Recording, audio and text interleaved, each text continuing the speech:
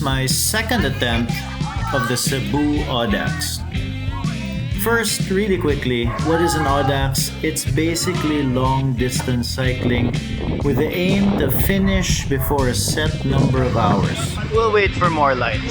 For this video, I joined the 600-kilometer distance for the Cebu Audax. It is widely considered the toughest 600-kilometer Audax in the Philippines because of the heat and the many climbs. And you only have 40 hours to finish it. Still kinda dark. Okay, since most of the early riding in the video was kinda dark, let's start the video talking about my bike setup. I was running my Focus Maris AX. It's a 10-year-old aluminum cyclocross frame that seems to have the geometry of a modern endurance bike. That's the main reason I went with this frame.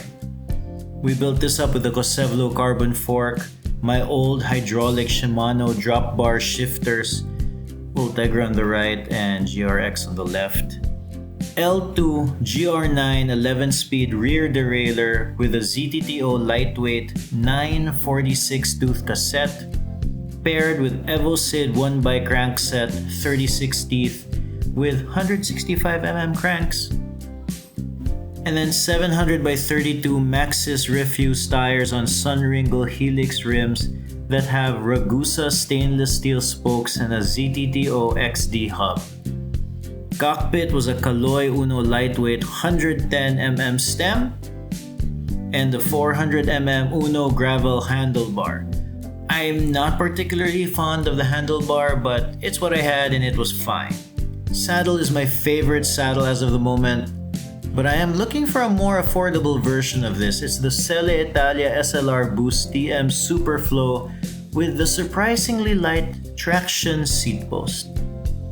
For the bags, I decided that I wouldn't be packing too much for this one because this was my hometown Audax, so I was banking on stopping at the many convenience stores along the way. So I simply had a saddle bag which had 2 TPU inner tubes, extra lube, tire levers, tools, tubeless repair kit, and a small bag of baby wipes because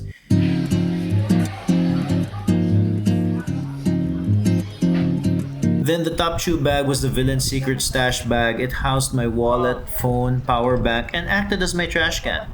Then I basically filled most of my pockets with either carbohydrates or electrolytes. And a camera, of course, because, you know, I like to vlog.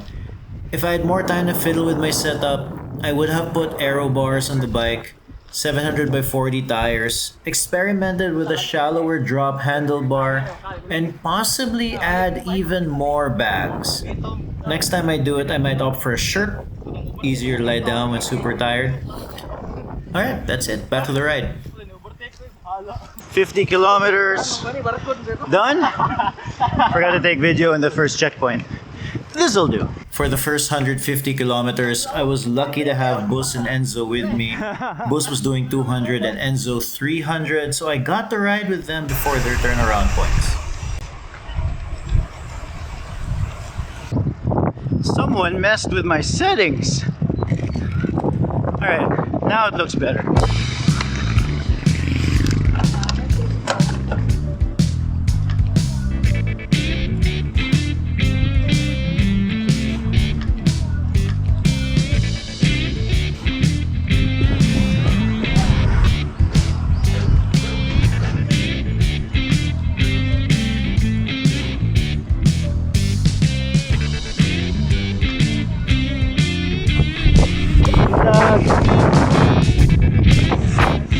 That was cool. We're about to reach the 100-kilometer checkpoint soon. It's gonna be pretty good to get there because we're looking a little ragged. Okay pa?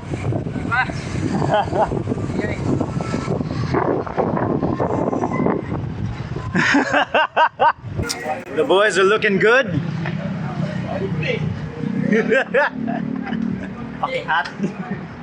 Okay, to be fair, Jens, you're already at kilometer 250. Right? 250. Enzo decided to ride to the start of the Audax, which was about 150 kilometers. So he's tired. 490 kilometers to go. Toledo City.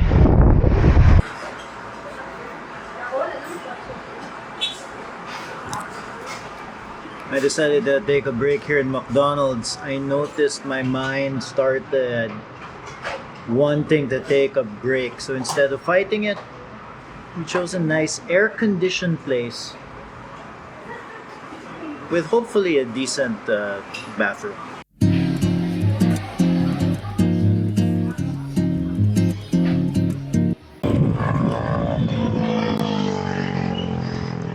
Enzo's complaining that he can't see the checkpoint. Checkpoint not found. Checkpoint not found. Turn around is 150, it's almost 155. Honestly, I did not sign up for this. I just took it. He's complaining about the extra 5 kilometers.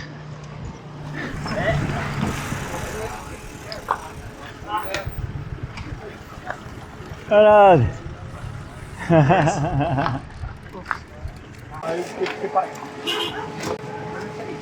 Finally. Bye, Enz. Bye bye. Looks like it'll be solo from here on out, unless we see a few friends along the way. But 150k in, little climb, and then a downhill. Well, you think it'll be a downhill, but as with any Audax, you shouldn't expect things to all go smoothly. If there's one thing an Audax will do, it'll teach you and it will test you. Whoa! Woo!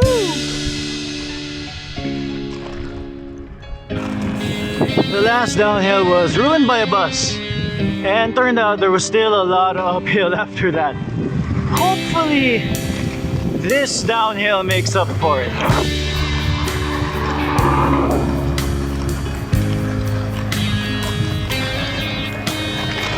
So my bike computer mount self-destructed.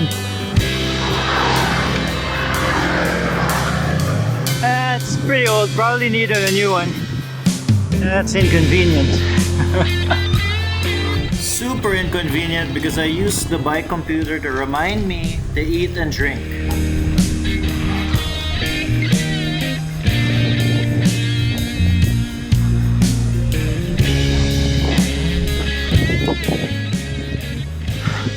There's a lot of downhills after the main climbs, but it's so hot that sometimes instead of a cool breeze, you feel warm air hitting your face. I am trying to take advantage of all the little pockets of shadow that I can get. And then once I hit the checkpoint, probably chill a little bit in an air-conditioned area. Hopefully I'm there. Hopefully it's near. It's probably not that near, but we're getting there. Thank you.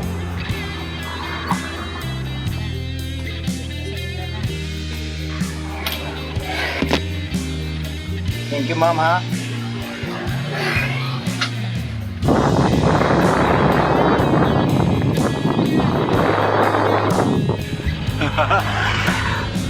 Best 3 pesos ever.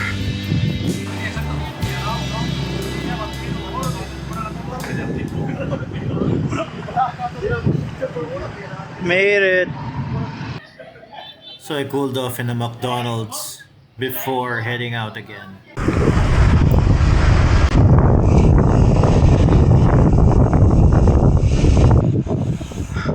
Oh, I forgot to mention, 50k, less than 50k into the ride, I broke a spoke. Seems okay, I hope. Alright, just left the 200k checkpoint, and it's basically kind of like a climb pretty much the whole way, and then a couple of downhills to the 50k mark. to the 250k mark. It's gonna be a long 3 hours. The choice to go to an early McDonald's was a good one. So at least we were able to stay at the McDonald's when it was really hot. The 2 times I did it. And now, weather is dandy. I think it's about 3 o'clock. Not bad. Not bad. Just gotta make it back to Dan Bantayan now. And then reassess. So I'm feeling pretty tired.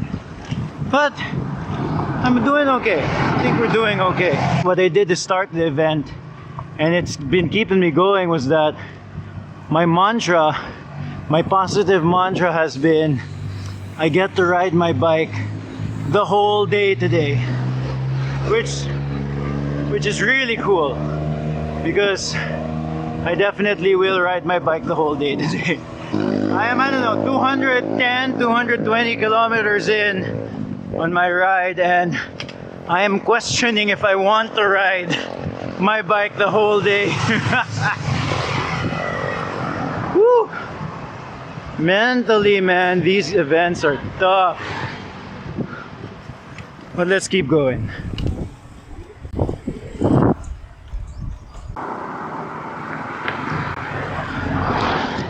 So I had to plug a puncture. First time for these tires. There it is. Also, I'm starting to feel lethargic, like I really want a nap. So in the next checkpoint, I will take a nap.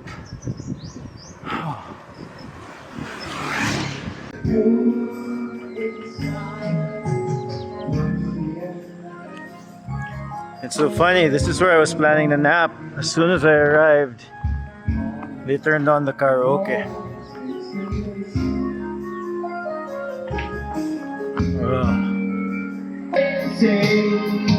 I want you to run away, 'cause it's you who fills the emptiness in me. Changes everything.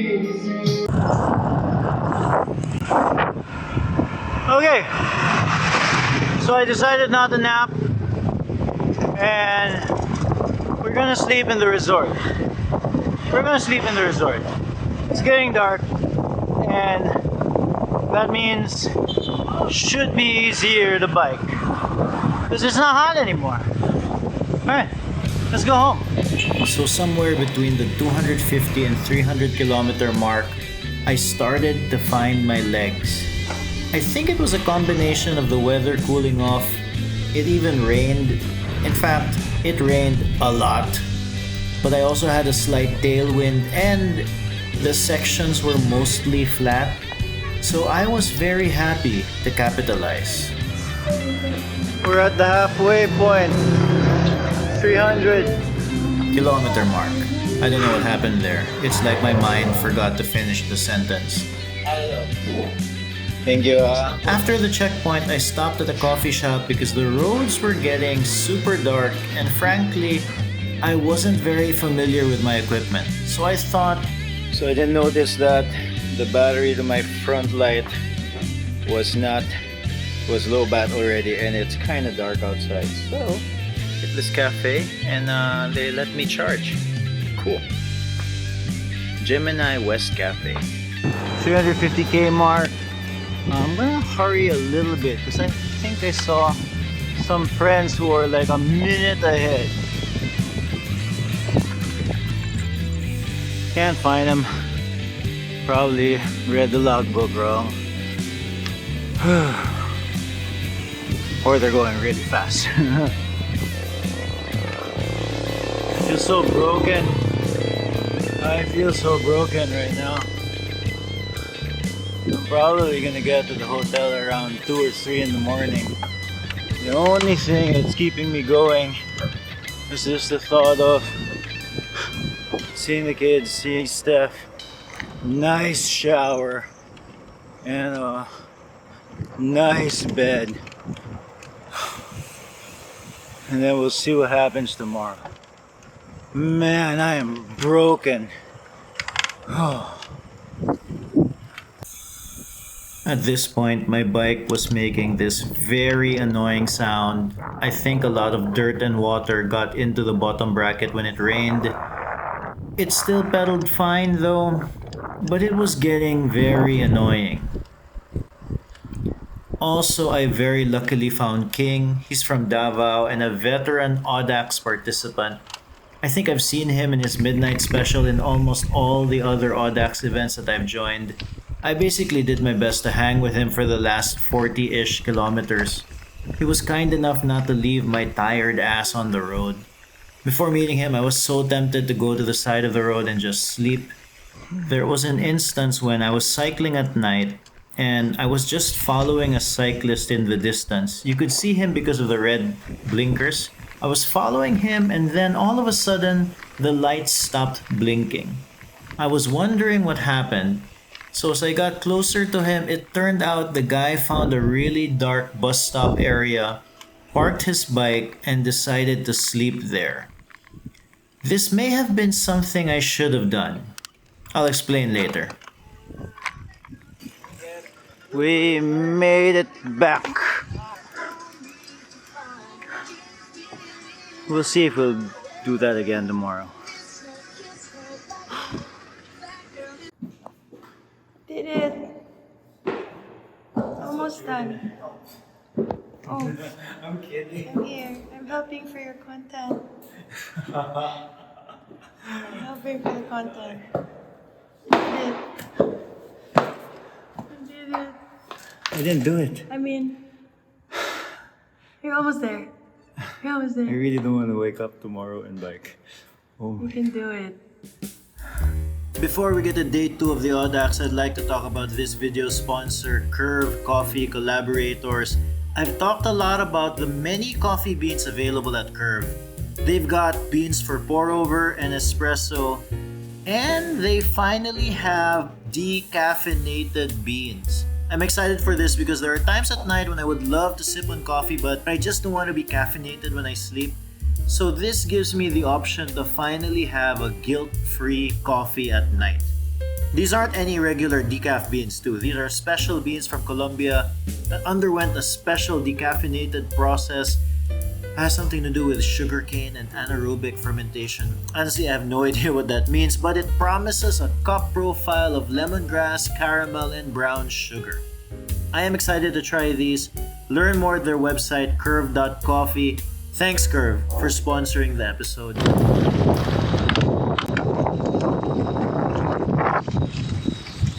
Okay, this is day 2. Bottom bracket still creaks, but Bus helped me out with his bike computer mount. That's gonna be very helpful. And he loaned me his light as well. Thanks, Bus. But every fiber of my being does not want to do the last 200. Basically left at 9, so I have 11 hours to do the last 200 or a DNF. I'm not gonna lie to you, things don't look good. I'm not feeling it.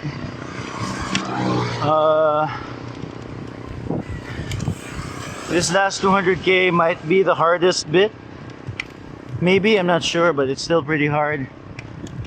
So we'll see. Here we go.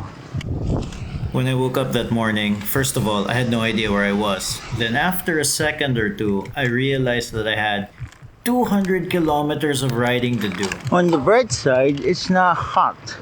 My immediate feeling afterwards was dread.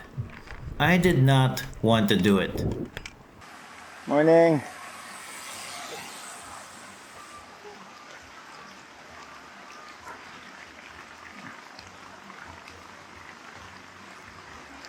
Yeah. I can't. I've been biking for like 20 minutes and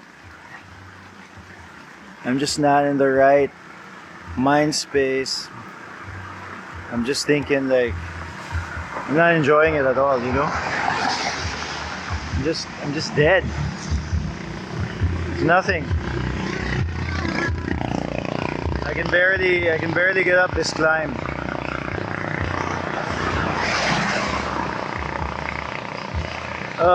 So I went back to the 400 kilometer checkpoint, and then that was basically where the main person was, Miss Anne. And I just told her I wasn't going to finish the 600, and she said, it's fine, did you finish the 400? And she double checked that I finished the 400 within the time cut. So she just marked me as a 400 kilometer finisher. And to be honest, I am happy with that. I am happy with my effort for this Cebu Audax.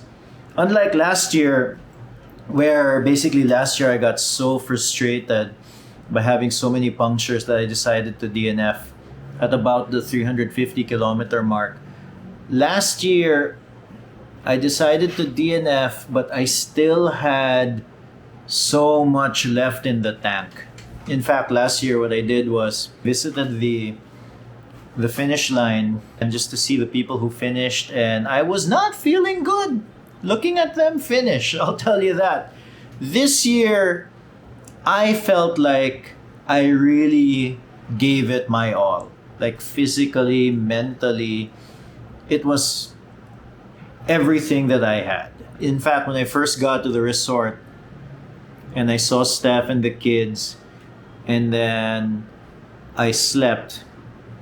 When I woke up, I did not want to ride.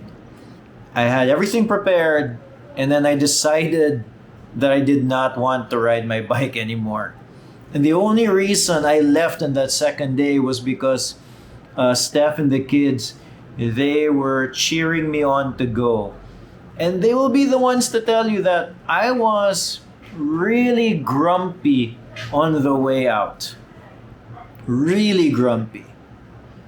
So grumpy, in fact, that here's a video of when I got back and Steph couldn't help herself, but she mentioned how much happier I was. Hi! Get washed. Hi. Congrats! You still did really well. Thanks, yeah. You're in For 1 hour. You're in much better spirits compared to when you left this morning. Yeah, but I'm done. That's why. Proud of you. Love you. Thank you. I love you too. Here's what I would have done differently. At the 300 kilometer mark, I was actually feeling really good. And although it took me about 3 hours to get from the 300 kilometer mark to the 350 kilometer mark, there was a 40-minute stop there in the coffee shop because I was charging my equipment. But at about that point, I was feeling pretty good.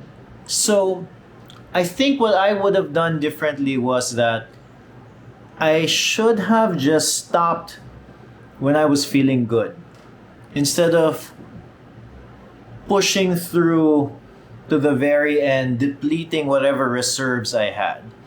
So maybe if I do it again, I'll stop at the 300 or the 350 kilometer point, take a proper rest, like a proper nap, maybe even like a sleep.